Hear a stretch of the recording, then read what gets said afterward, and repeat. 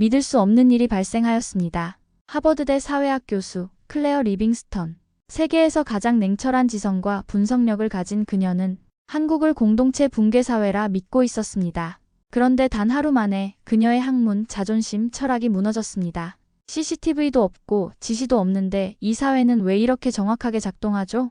아무런 대가도 없이 친절을 베푸는 사람들. 클레어는 말했습니다. 이 나라는 분석할 수 없습니다. 단지 배워야만 하는 나라입니다. 지금부터 지성도 무릎 꿇은 그 나라의 진짜 이야기를 보여드립니다. 그 전에 구독, 좋아요를 눌러주시면 더 좋은 감동 영상을 보실 수 있습니다. 저는 한국행 비행기에 오르며 공동체라는 이름의 감시사회라는 제목의 연구 계획서를 다시 한번 훑어봤습니다. 하버드 사회학과 교수로서 이번 방문은 단순한 학술적 호기심 이상이었죠. 제 이름은 클레어 로빈스. 동아시아 공동체 문화가 개인의 자유에 미치는 영향을 연구하는 학자입니다. 비행기 창문 너머로 보이는 구름 사이로 제 생각은 자꾸만 미국과 한국의 차이점으로 향했습니다. 미국에서 개인의 자유는 거의 신성한 가치예요. 하지만 한국 같은 동아시아 국가들은 어떨까? 제 동료들은 집단주의라는 단어로 이 나라들을 설명하곤 했지만 저는 그 이면에 숨겨진 통제 메커니즘이 궁금했습니다. 이곳에서는 모두가 서로를 감시합니다. 출국 전날 동료 교수가 던진 말이 귓가에 맴돌았습니다. 그 말에 확신을 더해준 건 유튜브에서 본 지하철 빌런 영상들이었어요. 노인에게 자리를 양보하지 않는 젊은이들이 스마트폰 카메라에 찍혀 온라인에서 비난받는 장면들. 저는 그 영상들을 보며 메모했습니다. 한국 감시와 처벌의 현대적 파놉티콘. 동양학 전공자인 제이슨은 제게 말했죠. 클레어, 너는 한국의 공동체 문화를 너무 부정적으로 바라보고 있어. 그건 억압이 아니라 조화야. 하지만 저는 고개를 저었습니다. 어떤 형태든 개인의 자율성을 제한하는 시스템은 결국 감시와 통제의 다른 이름이라고 생각했으니까요. 인천공항에 도착한 첫날 짐을 끌고 지하철에 올랐습니다. 피로와 시차로 인해 눈꺼풀이 무거웠지만 연구자의 시선은 놓칠 수 없었죠. 그때였습니다. 노약자석에 앉아있던 한 젊은 여성이 흰 머리의 할머니가 들어오자 자리에서 일어났습니다. 카메라는 없었고 아무도 그녀를 보고 있지 않았습니다. 할머니는 고개를 살짝 숙여 감사를 표했고 젊은 여성은 미소로 답했죠. 제 호기심은 걷잡을 수 없이 커졌습니다. 다음 역에서는 비슷한 장면이 또 펼쳐졌어요. 이번에는 한 중년 남성이 임신한 여성을 위해 자리를 양보했습니다. 어떤 강제도 감시도 없었습니다. 그저 자연스러운 움직임이었어요. 저는 미국에서의 비슷한 상황을 떠올렸습니다. 물론 친절한 사람들은 있지만 대부분은 자신의 세계에 몰입해 있죠. 이어폰을 끼고 휴대폰 화면을 들여다보며 주변 사람들과의 상호작용을 최소화합니다. 그런데 이곳의 풍경은 달랐어요. 사람들 사이에 보이지 않는 연결이 있는 것 같았습니다. 호텔에 도착해 노트북을 열고 그날의 관찰 내용을 적으며 혼잣말을 했습니다. 이건 내가 알던 감시가 아니라 누가 보지 않아도 움직이는 질서였다. 연구계획서를 다시 들여다보니 갑자기 낯설게 느껴졌습니다. 제가 예상했던 감시사회의 모습은 찾아볼 수 없었으니까요. 창밖으로 서울의 밤이 깊어가는 동안 저는 생각했습니다. 이 나라는 제가 생각했던 것과 다른 게 아닌가? 아니면 제가 아직 보지 못한 어떤 통제 메커니즘이 작동하고 있는 걸까? 호텔 방의 고요함 속에서 저는 제 선입견이 흔들리는 것을 느꼈습니다. 그리고 그때 이 연구가 제가 예상했던 것보다 훨씬 복잡하고 흥미로울 것이라는 예감이 들었습니다. 아침 일찍 일어나 현지 시장을 방문했습니다. 연구자로서 일상의 자연스러운 상호작용을 관찰하기에 시장만큼 좋은 곳은 없으니까요. 좁은 골목을 지나 상인들의 활기찬 목소리가 가득한 시장으로 들어섰습니다. 신선한 과일과 채소의 향기, 말소리와 웃음소리가 뒤섞인 공간. 저는 한 구석에 서서 메모를 하며 사람들의 움직임을 관찰했습니다. 상인과 손님 사이의 대화, 흥정하는 모습, 미소 짓는 표정들이 마치 잘 짜인 안무처럼 펼쳐졌어요. 특히 눈에 띈 건 어린 아이들이었습니다. 미국에서라면 아이가 뭔가를 만지거나 건드리면 상인들이 얼굴을 찌푸리곤 하죠. 하지만 이곳에서는 상인들이 오히려 아이들에게 과일 조각을 건네며 웃어주었어요. 맛있지? 엄마한테 사달라고 해. 그런 말들이 오갔습니다. 얼마나 지났을까? 갑자기 한 노인분이 넘어지셨어요. 순간 제 심장이 멎는 듯 했습니다. 무거운 봉지를 든 할아버지가 발을 헛디뎌 바닥에 주저앉은 거죠. 그 순간 놀라운 일이 벌어졌습니다. 서너 명의 사람들이 동시에 달려와 할아버지를 부축했어요. 한 젊은 남성은 할아버지의 팔을 잡고 중년 여성은 떨어진 봉지를 주었습니다. 또 다른 사람은 괜찮으세요? 라고 물으며 할아버지의 상태를 확인했죠. 카메라는 없었습니다. 아무도 이 장면을 휴대폰으로 찍지 않았어요. 그저 자연스러운 반응이었습니다. 도와주고 확인하고 다시 각자의 일상으로 돌아가는 모습. 할아버지는 괜찮다며 고개를 끄덕였고 사람들은 다시 제자리로 돌아갔습니다. 그 과정에서 누구도 자신이 한 행동에 대해 보상이나 인정을 바라는 것 같지 않았어요. 마치 숨쉬는 것처럼 자연스러운 행동이었죠. 제가 연구해온 호혜성의 원칙으로는 설명할 수 없는 순수한 도움의 형태였습니다. 저는 떨리는 손으로 메모장에 적었습니다. 이 공동체는 계획된 게 아니라 본능에 가깝다. 제가 기대했던 감시에 의한 질서가 아니었어요. 그건 그저 자연스러운 흐름 같았습니다. 시장 구석의 작은 찻집에 앉아 따뜻한 차를 마시며 생각에 잠겼습니다. 미국에서라면 어땠을까? 물론 도와주는 사람들이 있겠지만 이렇게 즉각적으로 질문 없이 그저 도움이 필요하다는 이유만으로 여러 사람이 동시에 움직일까요? 가끔 미국의 도시에서는 누군가 위험에 처한 상황을 목격해도 사람들이 개입하지 않는 방관자 효과가 나타나곤 합니다. 모두가 누군가 다른 사람이 나서주길 기대하며 책임을 미루는 거죠. 하지만 이곳에서는 그런 현상이 보이지 않았어요. 마치 모두가 암묵적으로 서로의 안전과 편안함에 책임을 느끼는 것 같았습니다. 찻잔에 비친 제 얼굴이 혼란스러워 보였습니다. 연구자로서 제가 가졌던 가설이 하나둘 무너지고 있었으니까요. 이건 감시가 아니었습니다. 이건 무엇이었을까요? 공동체 의식? 문화적 습관? 아니면 세대를 거쳐 전해진 어떤 암묵적 약속? 차를 마저 마시고 숙소로 돌아가는 길 저는 생각했습니다. 이 나라를 이해하려면 제 관점을 완전히 바꿔야 할지도 모르겠다고요. 그리고 그 생각은 저를 두렵게도 흥분되게도 만들었죠. 서울에 온 지 일주일째 되는 날, 저는 한강공원에서 조깅을 하기로 했습니다. 연구 자료를 정리하며 밤을 새운 후였기에 머리를 맑게 할 필요가 있었거든요. 아침 안개가 강 위로 10개 깔린 풍경은 마치 동양화 같았습니다. 달리기를 시작한 지 20분쯤 지났을까 갑자기 오른쪽 발목이 꺾였습니다. 균형을 잃고 바닥에 쓰러졌죠. 날카로운 통증이 발목을 타고 올라왔고 저는 고통에 얼굴을 찌푸렸습니다. 저도 모르게 신음이 새어나왔습니다. 주변에는 몇몇 조깅하는 사람들과 자전거를 타는 이들이 지나다녔지만 모두 자신의 일에 바빠 보였어요. 미국에서라면 도움을 청했겠지만 언어의 장벽이 있는 이곳에서는 어떻게 해야 할지 막막했습니다.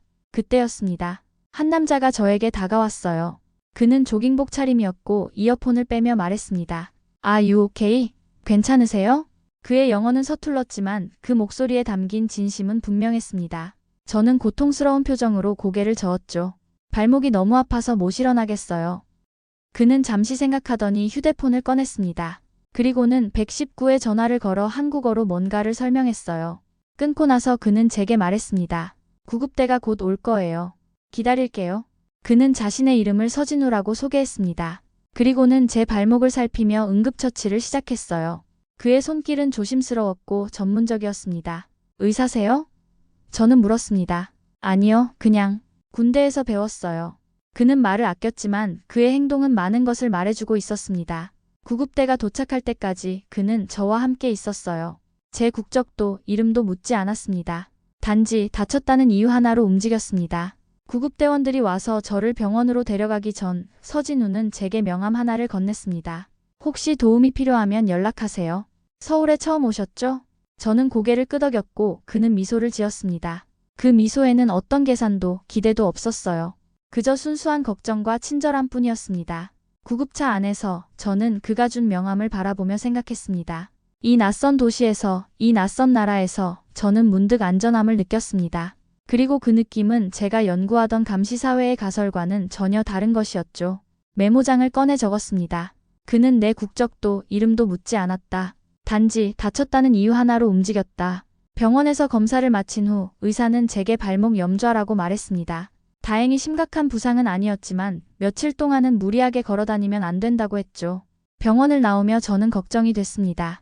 호텔까지 어떻게 돌아가야 할지, 택시를 타야 할지 아니면 누군가에게 도움을 청해야 할지. 문득 서진우의 명함이 생각났습니다. 잠시 망설이다가 전화를 걸었어요. 그가 바쁘거나 이미 자기 일상으로 돌아갔을지도 모른다는 생각이 들었지만 놀랍게도 그는 바로 전화를 받았습니다. 클레어 씨, 괜찮으세요? 제가 상황을 설명하자 그는 망설임 없이 말했습니다. 병원이 어디예요? 제가 지금 가까이 있어요. 데리러 갈게요. 20분 후 그는 병원 앞에 나타났습니다. 제 얼굴을 보자마자 걱정스러운 표정으로 물었어요. 많이 아파요? 저는 괜찮다고 대답했지만 실제로는 통증이 있었습니다. 그는 제가 그의 차에 편안히 탈 수 있도록 도와주었죠. 호텔이 어디예요? 제가 주소를 말하자 그는 고개를 끄덕였습니다. 같은 방향이네요. 제가 데려다 드릴게요. 차 안에서 저는 문득 미국에서의 상황을 떠올렸습니다. 낯선 남자가 차에 태워준다면 그건 보통 뭔가를 기대하는 행동일 거예요. 하지만 서진우는 달랐습니다. 그의 행동에는 어떤 계산도 없어 보였어요. 미국이었다면 이건 뭔가를 기대하는 행동인데 제가 생각을 소리내어 말했을 때 그는 살짝 웃으며 대답했습니다. 여기선 그냥 그렇게 합니다. 그 말에 저는 갑자기 부끄러워졌습니다. 제가 얼마나 의심의 렌즈로 이 모든 친절을 바라보고 있었는지 깨달았거든요. 호텔에 도착했을 때 저는 어떻게 감사를 표현해야 할지 몰랐습니다. 그는 제가 안전하게 로비까지 갈 수 있도록 도와주었고 명함을 한 장 더 건넸죠. 혹시 서울에서 도움이 필요하면 언제든 연락하세요. 그리고는 떠났습니다. 그는 아무 말도 하지 않았습니다. 그런데 저는 그 침묵에서 이 나라의 철학을 느꼈습니다. 도움은 당연한 것이고 그에 대한 보상이나 인정을 바라지 않는다는 철학 말이죠. 호텔 방으로 돌아와 노트북을 열었습니다. 오늘의 경험을 기록하며 저는 제 연구 질문이 변화하고 있음을 느꼈습니다. 이제 저는 감시사회가 아닌 왜 이 사회는 감시 없이도 작동하는가? 라는 질문을 던지고 있었으니까요. 발목이 좀 나아진 후 저는 연구를 위해 지역 복지관을 방문했습니다. 노인 복지 시스템은 제 연구의 중요한 부분이었으니까요. 미국에서는 노인 문제가 종종 부담이나 사회적 비용의 관점에서 논의되곤 합니다. 한국은 어떨까 궁금했죠. 복지관에 들어서자 놀라운 광경이 펼쳐졌습니다. 노인들과 젊은이들이 함께 활동하고 있었어요. 한쪽에서는 대학생으로 보이는 젊은이들이 노인들에게 스마트폰 사용법을 가르치고 있었고, 다른 쪽에서는 노인들이 젊은이들에게 전통공예를 가르치고 있었습니다. 이건 세대 간 교류네요? 저는 안내를 맡은 직원에게 물었습니다. 네, 우리는 함께 배움이라는 프로그램을 운영하고 있어요. 노인분들은 경험과 지혜를, 젊은이들은 새로운 기술과 에너지를 나눕니다. 저는 메모를 하며 고개를 끄덕였습니다. 그런데 더 놀라운 건 이 프로그램에 참여하는 사람들의 표정이었어요. 그들은 즐거워 보였습니다. 의무감이나 동정심이 아닌 진정한 소통과 존중이 느껴졌죠. 한 노인 여성과 인터뷰를 할 기회가 있었습니다. 그녀는 80대였지만 눈빛은 밝고 생생했어요. 여기 오시는 이유가 뭐예요? 제가 물었습니다. 그녀는 웃으며 대답했습니다. 얘들이 없으면 우리가 심심하고 우리가 없으면 얘들이 어른을 못 배워요. 서로가 필요한 거지. 그녀의 말은 단순했지만 깊은 통찰이 담겨 있었습니다. 이 나라에서 노인은 돌봄의 대상이 아니라 소통의 주체였습니다. 그들은 사회에서 배제되는 게 아니라 사회를 구성하는 필수적인 부분이었죠. 복지관을 나오며 저는 생각했습니다. 이 나라는 노인을 돌보지 않는다. 함께 살아간다. 그 차이는 미묘하지만 결정적이었습니다. 하루 종일 그 생각이 머릿속을 맴돌았어요. 호텔로 돌아와 자료를 정리하며 저는 제 연구가 더 깊은 차원으로 들어가고 있음을 느꼈습니다. 이건 단순한 사회 시스템의 문제가 아니었어요. 이건 세계관의 차이, 인간을 바라보는 방식의 차이였습니다. 그리고 그 차이를 이해하기 위해 저는 더 많은 것을 보고 들어야 했습니다. 제 연구는 이제 시작에 불과했으니까요. 한국 생활이 2주째에 접어들면서 저는 버스와 지하철, 시장 등 다양한 공공장소에서 관찰을 이어갔습니다. 발목 상태가 나아지자 더 활발하게 움직일 수 있었죠. 매일 같은 시간에 같은 버스를 타면서 저는 패턴을 발견하기 시작했습니다. 어르신이 다가오면 사람들은 자연스럽게 자리를 비웁니다. 무거운 짐을 든 사람이 있으면 누군가 손을 빌려줍니다. 이런 행동들은 특별한 지시나 요청 없이 이루어졌어요. 마치 공기 중에 보이지 않는 신호가 흐르는 것 같았습니다. 오늘은 서진우와 약속이 있었습니다. 그는 제가 한국 문화에 대해 더 알고 싶어 한다는 말에 전통 찻집으로 저를 초대했거든요. 차를 마시며 저는 궁금했던 질문을 던졌습니다. 진우 씨, 여기 사람들은 왜 이렇게 행동하죠? 버스에서 어르신들에게 자리를 양보하고 서로 돕고 누가 시키지 않아도 그렇게 하는 이유가 뭐예요? 그는 잠시 생각하더니 차분히 대답했습니다. 그게 우리가 살아온 방식이라서요. 누군가 우리를 그렇게 대해왔거든요. 저는 고개를 갸웃했습니다. 무슨 뜻이에요? 우리가 어렸을 때 어른들이 우리를 챙겨주셨어요. 학교 앞에서 교통정리를 해주시고 더울 때는 아이스크림을 사주시고 그런 기억들이 있어요. 그리고 우리는 그걸 다음 세대에게 전하는 거죠. 그의 말은 단순했지만 깊은 의미가 담겨 있었습니다. 이건 예절이 아니라 기억의 계승이었습니다. 세대를 거쳐 전해지는 돌봄의 연결고리였죠. 미국에서는요. 제가 말했습니다. 개인의 권리와 자유가 더 중요하게 여겨져요. 다른 사람을 돕는 건 좋은 일이지만 의무는 아니죠. 서진우는 고개를 끄덕였습니다. 여기서도 개인의 자유는 중요해요. 하지만 우리는 자유가 연결 속에서 더 의미를 가진다고 생각하는 것 같아요. 혼자 자유로운 것보다 함께 자유로운 게 더 가치 있다고요. 그의 말은 저에게 새로운 시각을 열어주었습니다. 저는 항상 자유 vs 공동체라는 이분법적 틀로 생각해왔어요. 하지만 이곳에서는 그 둘이 대립하는 게 아니라 서로를 보완하고 있었습니다. 찻집을 나와 서울의 거리를 걸으며 저는 주변을 새로운 눈으로 바라보기 시작했습니다. 이제 저는 단순히 행동만 보는 게 아니라 그 행동 뒤에 있는 기억과 의미의 연결고리를 보고 있었습니다. 연구의 막바지에 접어들면서 저는 제가 경험한 모든 것을 정리하기 시작했습니다. 한국에서의 3주는 제 관점을 완전히 바꿔놓았어요. 감시 없이 작동되는 사회, 작은 도움과 존중들이 어떤 외부 강제도 없이 유지되는 시스템. 이 모든 것이 이제는 더 명확하게 보였습니다. 오늘은 마지막으로 한강공원을 방문했습니다. 제가 처음 발목을 다쳤던 그곳은 이제 제게 특별한 의미를 가진 장소가 되었죠. 벤치에 앉아 강을 바라보며 저는 제 연구 노트를 펼쳤습니다. 처음 쓴 가설 한국은 공동체라는 이름의 감시사회다. 이제 제가 보는 현실 한국은 기억과 경험이 만든 자발적 연결의 사회다. 그 차이는 근본적이었습니다. 제가 처음에는 외부적 강제와 규율에 주목했다면 이제는 내면화된 가치와 문화적 기억의 힘을 보게 되었어요. 한 무리의 젊은이들이 강가에서 소풍을 즐기고 있었습니다. 그들은 음식을 나누고 웃고 대화했습니다. 그리고 떠날 때는 자신들이 앉았던 자리를 깨끗이 치웠죠. 아무도 그들을 지켜보지 않았지만 그들은 그렇게 했습니다. 문득 이런 생각이 들었습니다. 제가 연구하러 온 이곳에서 오히려 제가 배우고 있었다는 것을요. 저는 시스템을 연구하러 왔습니다. 그런데 이곳은 사람들 그 자체가 시스템이었습니다. 그날 밤 호텔 방에서 연구 결론을 작성하며 저는 생각했습니다. 미국으로 돌아가면 이 경험을 어떻게 전할 수 있을까? 단순한 학술 논문으로는 이 감정, 이 깨달음을 전하기 어려울 것 같았습니다. 어쩌면 이 연구는 저에게 더 많은 질문을 던졌을지도 모릅니다. 그리고 그 질문들이 제가 세상을 바라보는 방식을 영원히 바꿔놓을지도 모르겠습니다. 창밖으로 서울의 밤은 깊어갔고 저는 처음으로 이 도시와 이 나라에 대한 애정을 느꼈습니다. 이곳은 더 이상 연구 대상이 아닌 제가 배움을 얻은 곳이었으니까요. 출국 전날 서진우와 마지막 인사를 나누기로 했습니다. 그는 제게 큰 도움을 주었고 이 낯선 나라에서 친구가 되어 주었죠. 우리는 조용한 카페에서 만났습니다. 한국은 어땠어요? 서진우가 물었습니다. 저는 잠시 생각했습니다. 어떻게 제 경험을 요약할 수 있을까요? 처음에는 이해하기 어려웠어요. 제가 가진 관점으로는 이곳을 제대로 볼 수 없었거든요. 지금은요? 지금은 다르게 보여요. 여기 오기 전에는 공동체가 개인의 자유를 제한한다고 생각했어요. 하지만 이제는 공동체가 다른 종류의 자유를 만들어낸다는 걸 알게 됐습니다. 서진우는 미소를 지었습니다. 클레어 씨가 우리나라를 이해해 주어서 기쁘네요. 우리는 작별 인사를 나누었고 그는 제게 작은 선물을 건넸습니다.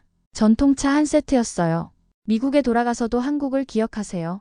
비행기 안에서 저는 연구 결과를 정리하며 생각했습니다. 이 경험이 제 강의실에서 어떻게 공유될 수 있을까? 단순한 사회학적 분석을 넘어 저는 제가 느낀 것들을 학생들에게 전하고 싶었습니다. 한 달 후 하버드 강의실에서 저는 동아시아 공동체 문화의 재해석이라는 주제로 강의를 시작했습니다. 학생들의 눈빛에서 호기심이 느껴졌습니다. 한 학생이 손을 들었습니다. 교수님, 그 나라는 특별했나요? 저는 잠시 생각에 잠겼습니다. 특별했나요? 아니면 제가 특별한 렌즈로 그곳을 보게 된 걸까요? 그 나라는 아무도 지켜보지 않는데 모두가 서로를 지키고 있었습니다. 강의실이 조용해졌습니다. 제 말이 그들에게 어떻게 받아들여졌는지 알 수 없었지만 적어도 생각할 거리를 주었다고 믿었습니다. 그날 저녁 연구실로 돌아와 서진우가 준 차를 마시며 창밖을 바라보았습니다. 보스턴의 풍경은 서울과 달랐지만 그곳에서 배운 시선은 여전히 제 안에 있었습니다. 저는 새 연구 계획서를 작성하기 시작했습니다. 제목은 보이지 않는 연결 동아시아 공동체 문화의 심층 분석이었죠.